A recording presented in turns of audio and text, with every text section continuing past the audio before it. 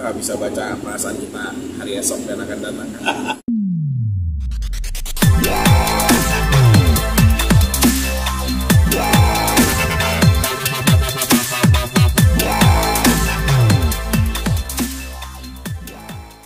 Assalamualaikum warahmatullahi wabarakatuh. Selamat sore.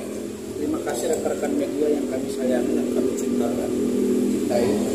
Dan saudara, sebagaimana saudara saksikan, hari ini klien kami Adinda Vicky Prasetyo dipanggil dan atau diminta untuk hadir oleh penyidik Polres Metro Jakarta Pusat terkait dengan status naik sidiknya laporan Adinda Vicky Prasetyo terhadap saudara Angel Elga.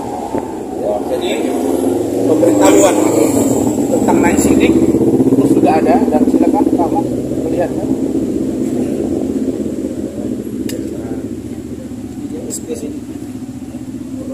Surat perintah penyidikan sudah terbit dan juga sudah ada pemberitahuan resmi di sini bahwa telah dilakukan langkah meningkatkan status perkara dimaksud dari penyelidikan ke tingkat penyidikan. Jelas ya? Nah, ini tentang apa? Tentang pelanggaran undang-undang ITE terkait dengan fitnah dan pencemaran nama baik. Semua dokumen, semua data, baik video, baik hal-hal lain yang dapat diupload, dan juga ada beberapa yang sudah di print out berwarna, juga flash disk, dan juga ada berita acara tadi di situ tentang penyitaan barang bukti. Maka insya Allah dalam waktu dekat saudari Angel Elga akan dibantu. Karena itu Angel, kau siap-siap untuk memenuhi panggilan. Dan kami yakin permainan ini bukan satu-satu, tapi 2-1. Kenapa 2-1? Karena laporan Adinda Baby, adiknya Vicky Prasetyo, di Polda Metro Jaya juga sudah naik sini. Mudah-mudahan ini akan menjadi pengalaman berharga bagi setiap public figure yang mudah mencerca orang lain tanpa berpikir logik dan merusak nama baik orang lain. Barangkali itu silakan. Bang, ini bukan pelaporannya di Polda ya Bang? Atau di Polres Jakarta Selatan ya Bang? Ini dulu laporannya di Polda Metro Jaya. Oke? Karena lokus deliktinya, kuasa pelapornya saya. Waktu itu Adinda Vicky masih dalam tahanan di Rutan Cipinang. Dulu belum keluar SOP, surat edaran Kapolri belum terbit. Dulu masih boleh pelapor itu dikuasakan kepada seseorang. Sekarang kan harus langsung yang bersangkutan.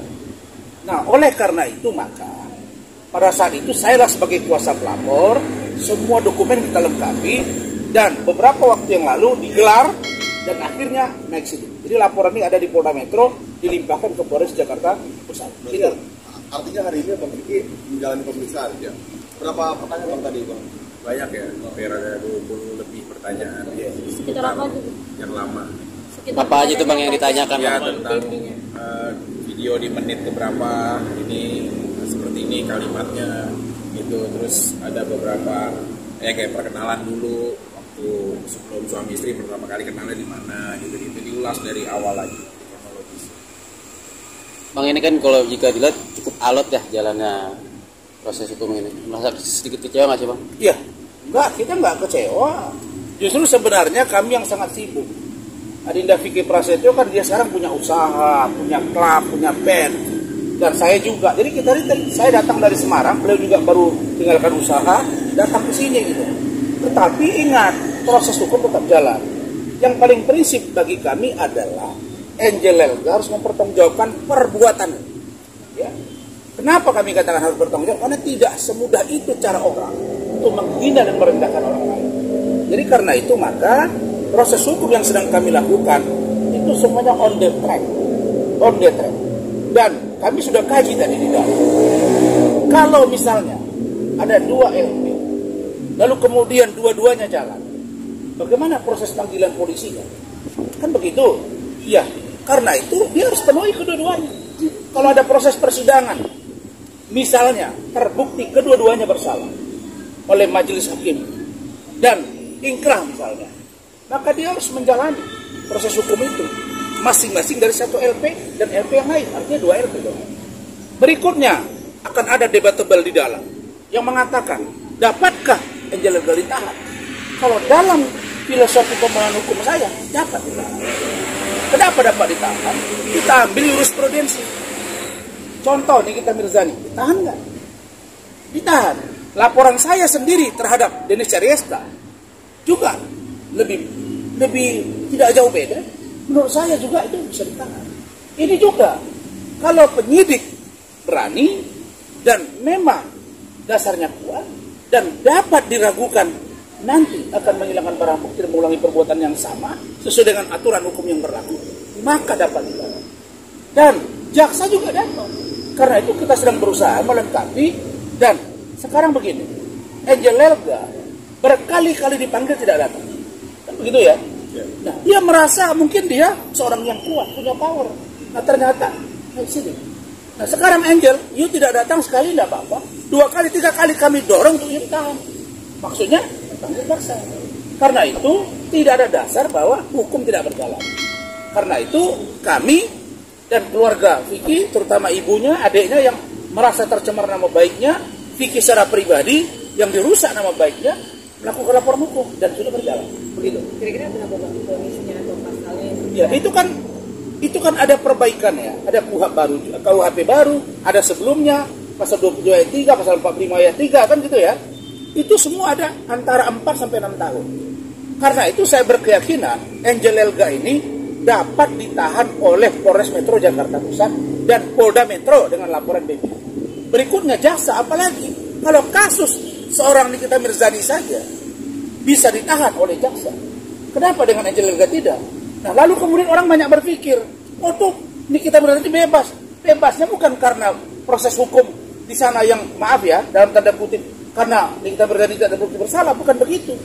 Di sana pelapornya, penggugatnya tidak datang. Sehingga hukumnya gugur dengan demikian. Bukan ada pembuktian di sana. Itu saja. Tapi kalau ini dibawa ke persidangan, 100% data kami lengkap. Begitu ya. Bang, boleh dirincikan Bang pasal yang disangkakan ke Mbak Angel Elga Ya, apa pasal saja? 27 ayat 3 bukan disangkakan. Diduga. Ya, dilanggar ya. Pasal 27 ayat 3. Undang-undang IT. Pasal 45 ayat 3 ya. Itu ya, silakan.